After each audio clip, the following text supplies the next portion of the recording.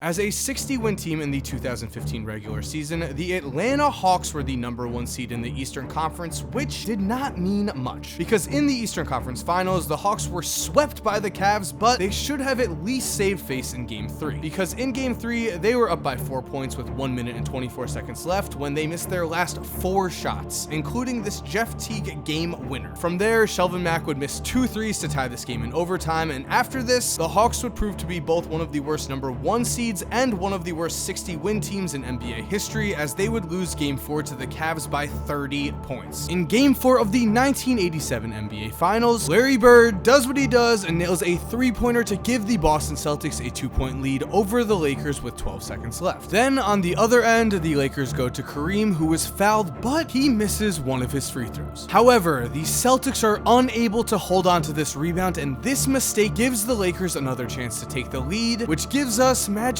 game-winning skyhook. And as if this missed rebound wasn't bad enough, Larry Bird would also miss a surprisingly wide-open game-winning shot on the other end, which meant the Celtics would end up losing these finals in 6 games, and Magic would end up with 5 titles to Larry Bird's 3. If Boston had made clutch plays in this game, that title count could have been tied. In Game 4 of the first round of the 2013 playoffs, the Brooklyn Nets had a 14-point lead with 3 minutes left over the Bulls. This was supposed to happen as Chicago was missing Derrick Rose. What no one in the world expected, though, was Nate Robinson catching on actual fire. Nate would score 12 unanswered points and then assist Carlos Boozer to miraculously tie this game, and Darren Williams would go on to miss a game winner. From there, the Nets would lose this game in triple overtime and lose the series in 7 games, which probably would not have happened if they did not allow Nate Robinson to score 23 fourth quarter points in Game 4. But before we continue, guys, I want to talk to you about today's sponsor, Displate. So guys, Displate sent me 3 posters. The first was this 4-piece set of Michael Jordan's iconic free throw line dunk. The second was this X-Files poster because I love X-Files and I want to believe. And the third is this poster, the one that I'm going to show you hang up in my work area because it is sick. As you can see, this shows Michael Jordan and LeBron James paying tribute to Kobe Bryant. I'm very happy that now I'm able to pay homage to Kobe Bryant in my house. And now that I showed you what I personally got, let me show you how to put one up yourself. The first thing you do is clean the surface with the wipe they provide you. After that, you stick the magnet foundation onto the wall, and then the final step is you put the magnet on the foundation. Hanging your poster up is that easy. And for every Displate you buy, Displate sends money to nonprofit organizations that help plant trees around the world, which means when you buy a Displate, you're both getting something cool and you're helping the world. And on top of all of this, Displate is hooking us up, because if you go to the link that is in my description right now, Displate is having a sale between August 26th and August 30th, which means you can save up to 37% off. And even if you miss that sale, if you use the link in my description after August 30th, you'll still receive 15% off. This is an awesome deal, guys, and personally, I love everything that Displate has sent me, so I highly recommend go click that link in the description and check out Displate. Anyway, in the 2001 Eastern Conference semifinals against the Bucks, the Charlotte Hornets are up 3-2 and have a chance to clinch this series, which would have saved the Bucks from their own personal choke on this list. Instead, Jamal Mashburn first gets blocked and then gets swatted. Baron Davis for no reason leaves Ray Allen wide open, which we all know is an automatic make, and Eddie Robinson airballs a game-tying 3. So the Hornets should have beat the Bucks and the Bucks should have beat the Sixers, which means the 2001 Eastern Conference playoffs was kind of a mess. Nick Anderson certainly had his own playoff disaster, which we'll get to in a little bit. However, surprisingly, he is also the hero in the Chicago Bulls' biggest choke, because in 1995, the Bulls were up by 1 in Game 1 of the second round of the playoffs against the Magic. But shockingly, with 15 seconds left, Michael Jordan would dribble the ball up looking to get fouled, and instead, Nick Anderson would poke the ball away, which led to a Horace Grant score that would put the Magic up by 1. Still though, the ball was in Mike's hands to win the game, and instead of shooting, he passed the ball behind a cutting Scottie Pippen. Orlando would win this game and this series in 6 games, ruining the chance of a potential legendary 4-title-in-a-row run for the Bulls. You can't get worse than Game 1 of the 2018 NBA Finals when, as we all know, J.R. Smith gets this offensive rebound for the Cleveland Cavaliers and decides to run out the clock. Now afterwards, J.R. claimed to think that the Cavs were going to call a timeout, but on the court, he told a very different story. Watch here, J.R. Smith, what he says. I thought we were ahead. As if this choke wasn't bad enough, Smith would average 9.5 points per game on 32% shooting for these finals. We all know this, we can just move on, but still this has to hurt. The 2006 NBA Finals between the Dallas Mavericks and the Miami Heat are one of the biggest NBA conspiracy theories, as many think that the Heat were gifted a finals win. However, in Game 3 of these finals, the Mavericks were up 2-0 and were only down by 2 points when Dirk was fouled with 3.4 seconds left. If he made both of these free throws, the Mavericks would have had a chance to win in overtime and take a 3-0 series lead. Instead, Dirk would miss his second shot, and the Mavericks would go on to lose every other game in these finals. That is a yikes for me, dog. Carmelo Anthony could have been a champion for the Denver Nuggets, because in Game 1 of the 2009 Western Conference Finals, the score was tied when for some reason, Chris Anderson took this shot with 13 seconds left on the shot clock and predictably, horribly missed. He then would lose the ensuing jump ball, then failed to box out Pau Gasol on the other end after a Kobe miss, which led to Kobe making 2 free throws, and to wrap this up, Anthony Carter would throw one of the worst inbound passes ever, and the Lakers would win Game 1 and go on to win in 6 games. If they had came through here, the Denver Nuggets would have at least pushed for a Game 7, and because the Los Angeles Lakers would easily win the NBA Finals against the Magic in 5 games, the Nuggets had a real chance to win the championship this season. For the Detroit Pistons, Isaiah Thomas passing the ball to Larry Bird in the 1987 Eastern Conference Finals was bad. It was very bad actually, but this was not a finals game, and the Celtics, the team the Pistons would lose to in 7 games, would go on to get crushed in the finals that year. So what I think was even worse was Game 5 of the 2005 NBA Finals. Here, with the series tied and with 9 seconds left in Game 5, the Spurs were down by 2 points when for some reason, Rasheed Wallace double teams Manu Ginobili and leaves Robert Horry wide open for a go-ahead 3. This was inexcusable, as Horry had already made 4 threes and was known for being clutch. Anyways, after this make, Rip Hamilton would take a terrible shot, the Pistons would go on to lose this game, and in general, they lost the 2005 NBA Finals in 7 games, which means if Rasheed had just stayed on his man, Detroit could have had another championship. Steph Curry is a 2-time MVP, and the man the Golden State Warriors built a mini dynasty around this past decade. But when asked what his only regret is, Steph does admit, quote, "The only regret I do have is the behind-the-back pass I threw in 2016 in Game 7. And that makes sense, because in a close Game 7 of the NBA Finals against the Cavs, Steph would attempt a behind-the-back pass to Klay Thompson with just over 5 minutes left, a reckless decision as it was simply unnecessary. This mistake was an omen of things to come, as Steph would go on to miss his last 4 3-pointers of the game, including this absolute brick that almost broke the backboard, and this off-balance 3 that was the result of Kevin Love somehow putting the clamps on Steph. Now, the only reason that the Warriors got to Game 7 of the Finals that season was the MVP play of Steph Curry. It's just a shame he chose the season's most important moments to completely fall apart. Now, we all remember Game 7 of the 2018 Western Conference Finals, where the Houston Rockets missed 27 straight 3-pointers and blew an 11-point lead at the half to the Golden State Warriors. That was horrible, but again, we all remember that, so let's take a look at the 1981 Finals instead, because in Game 1 of these finals, the Rockets are down by 1 point against the Celtics when with 1 minute and 10 seconds left, Tiny Archibald of the Celtics misses a layup and Moses Malone can't grab the rebound. Then with 50 seconds left, Robert Parrish misses and Moses Malone can't hold on to the rebound. Then with under 25 seconds left, Larry Bird would out-rebound Moses Malone, miss, then out-rebound Moses Malone again and score a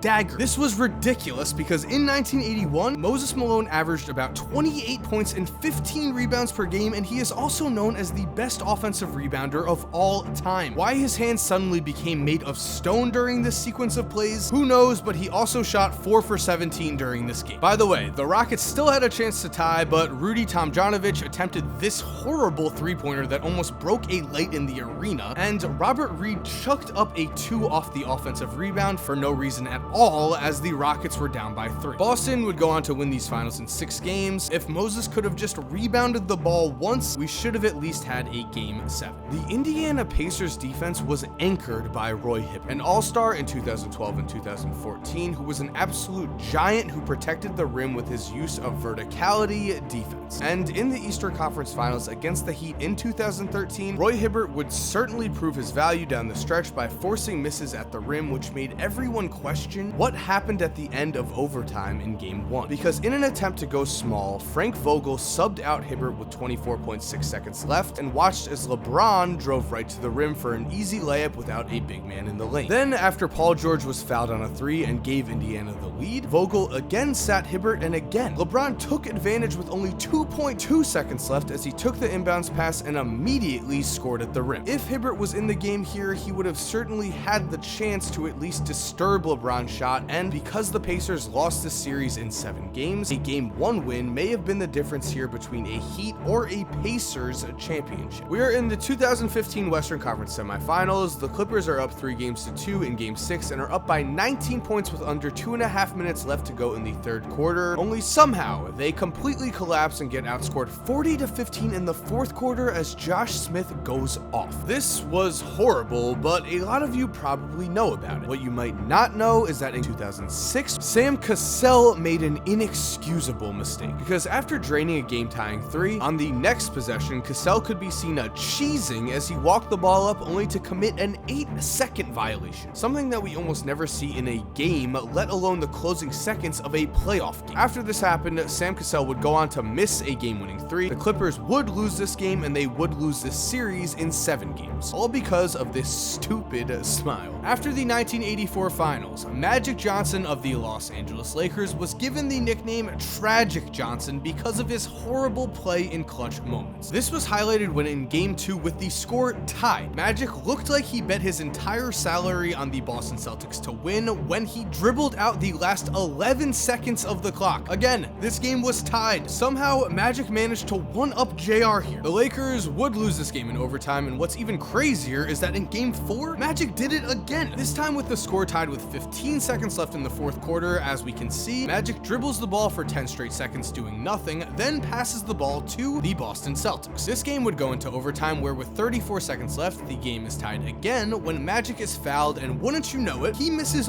both of his free throws, and again, the Lakers lose. They would, of course, go on to lose this series in 7 games after Magic had several late game turnovers in Game 7, and with this, we had Tragic Johnson. This one is easy. In the first round of the playoffs in 2012, the Memphis Grizzlies were up by 24 points with 8 minutes to go in the fourth quarter. They would somehow manage to blow this lead, and then Chris Paul would not even have to shoot to get the game-winning free throws from Tony Allen. And yes, for whatever reason, Rudy Gay was chosen as the man to take the game-winning shot that could redeem the city of Memphis, and to nobody's surprise at all, including Rudy's, he would miss. Losing the 2011 NBA Finals is one of the biggest stains on LeBron's legacy, and there is a good reason for that. Because in Game 2, with under 6.5 minutes left, the Miami Heat took a 15-point lead and then completely collapsed. They played absolutely no defense at all. LeBron missed a ton of jumpers, including this horrible 3 with 1 minute and 5 seconds left. For some reason, Dwayne Wade took this step-back 3 with 40 seconds left, as the team was obviously rattled, and finally, Dirk Nowitzki would win this game with a layup. If Miami had just held on here, they would go up 2-0 in the series, and there's a great chance they would end up winning the title. As a Michael Jordan fan, I'm okay with this. The Milwaukee Bucks famously lost to the Philadelphia 76ers in the 2001 Eastern Conference Finals, a 7-game series that some have claimed to be rigged. The thing is though, Game 7 should have never happened, because in Game 5, Aaron McKie actually misses 2 free throws with the Sixers up by 1, which means with 13 seconds left, Milwaukee can win this game. Only Glenn Robinson misses a wide open shot, Ray Allen misses the tip in, and the shot that actually goes in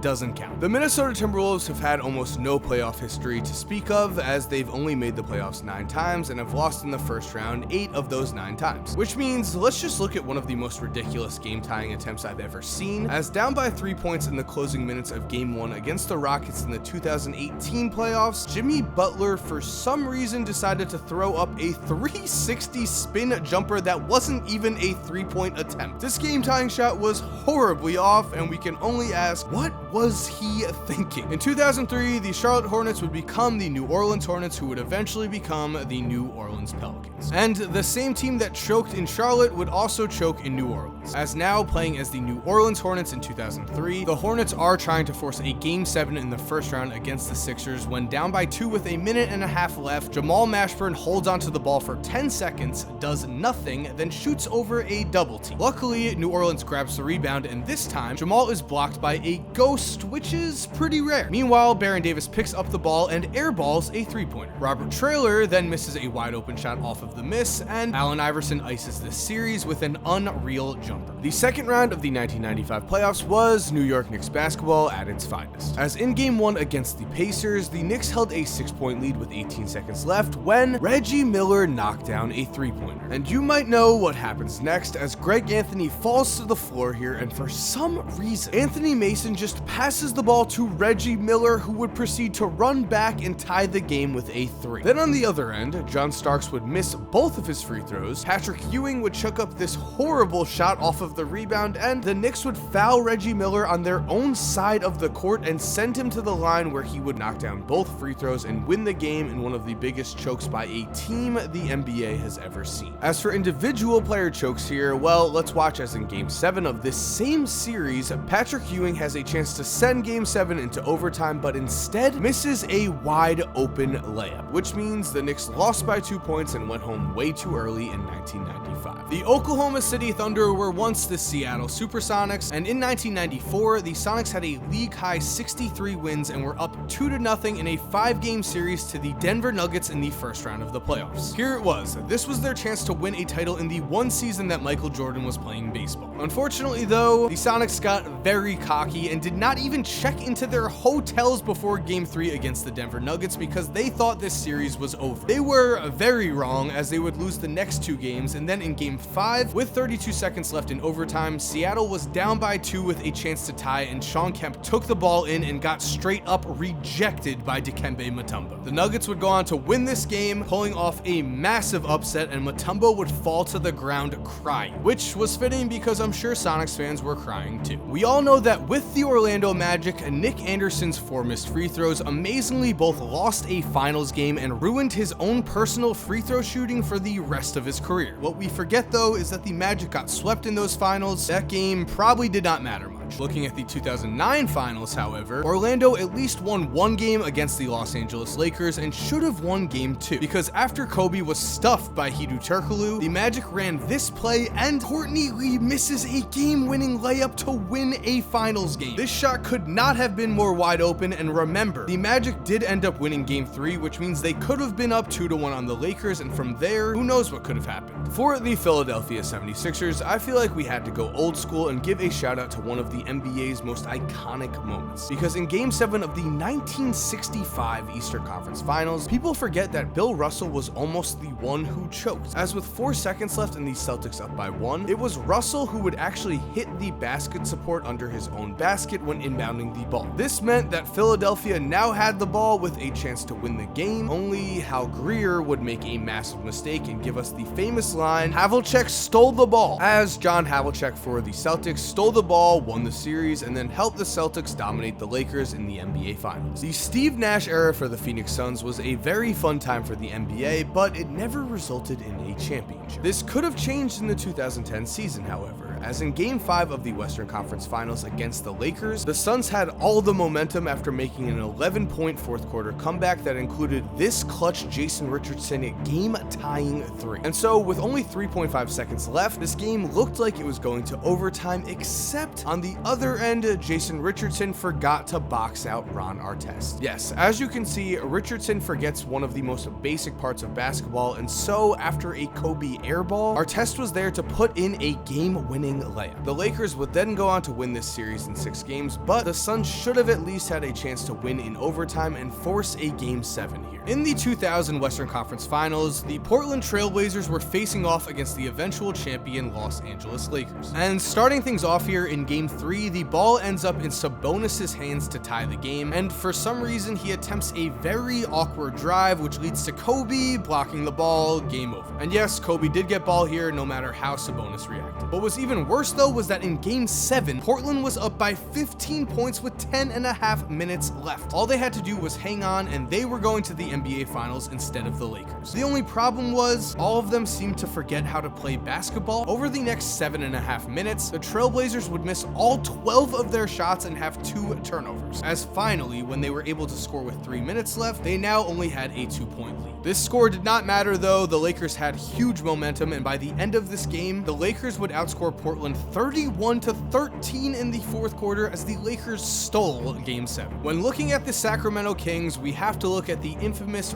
rigged 2002 Western Conference Finals that featured the Kings versus the Los Angeles Lakers. And while there were several shady calls in this series, in Game 4, Sacramento would have a chance to take a 3-1 series lead, and because they would end up losing in 7 games, we can assume Sacramento would have reached the NBA Finals this season. Only with 11.8 seconds left, Vlade Divac would miss one of his 2 free throws, and from there, the Lakers would miss, get an offensive rebound, miss, punch the ball out, and there is Robert Horry wide open for a game-winning 3. So again, while Sacramento may have gotten some bad calls here, if they had just held on here in Game 4, they could have been NBA champs. In Game 6 of the 2013 NBA Finals, the San Antonio Spurs are up by 4 points when Manu Ginobili goes to the foul line with 28 seconds left. Manu proceeds to miss one of his free throws, but still, San Antonio is up by 5 and forces a miss on the other end. Only Miami grabs an offensive rebound and lets LeBron redeem himself, as after completely missing, he knocks down a 3. This cut the lead to 2, and now Kawhi Leonard steps to the free throw line, and again, the Spurs miss one of their free throws, which means this is only a 3-point game. It is here where we have perhaps their biggest mistake, as legendary coach Greg Popovich subs out Tim Duncan, sacrificing rebounding for perimeter defense. This originally seemed to work as LeBron would miss another 3, however, without Duncan there to box him out, Chris Bosh would grab the offensive rebound, pass the ball to Ray Allen, who would then hit one of the clutchest 3-pointers we have ever seen. From there, Tony Parker would take a horrible game-winning shot, the Spurs would lose in overtime and lose in Game 7. This should not have happened. You would never have expected the Spurs to miss 2 clutch free throws down the stretch or to allow 2 offensive rebounds down the stretch. Yes, technically the biggest choke from the Toronto Raptors has to be Vince Carter missing a series-deciding game-winning shot against the eventual NBA Finals-bound 76ers in 2001. This was definitely a tough shot for sure, but unfortunately, that doesn't matter because Raptors fans were scarred from this miss for almost 20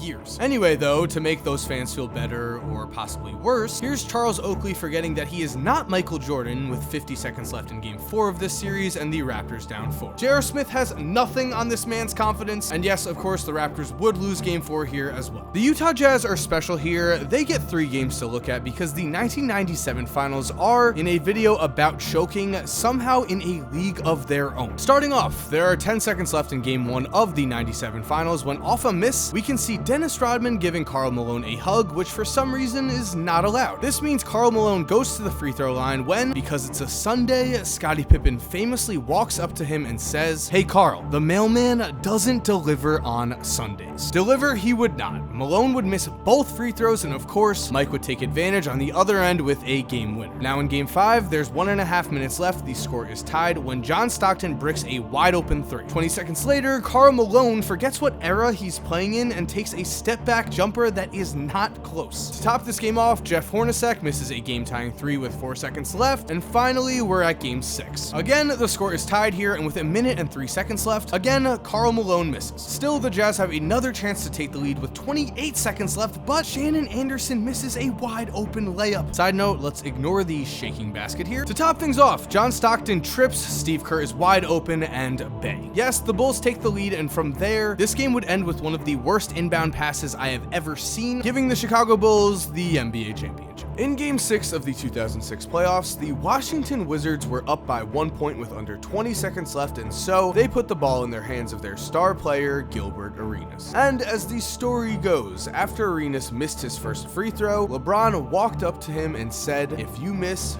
you know who's going to make it." Arenas would miss. The ultimate choke. 2 missed free throws at the end of a playoff game, and on the other end, the Wizards would double LeBron, which led to a wide open Damon Jones game winner. Now, considering that LeBron did tell Gilbert, "You know who's going to make it," we can only assume he had a lot of faith in Damon Jones. So there you have it, guys, all 30 teams. I hope you enjoyed today's video. If you did enjoy the video, make sure to leave a like, it helps out a ton, and if you're new to the channel, make sure to subscribe and turn post notifications on so you never miss a video. If you're already subscribed, thank you so much for supporting. You're awesome, we all know it, and as always, have an awesome day, guys, and cue that music. By the way, if you're still here while the music is cued, here are 2 videos I think you are going to love watching. All you have to do is just click on either one of them on the screen right here, and other than that, guys, again, have a great day, and peace.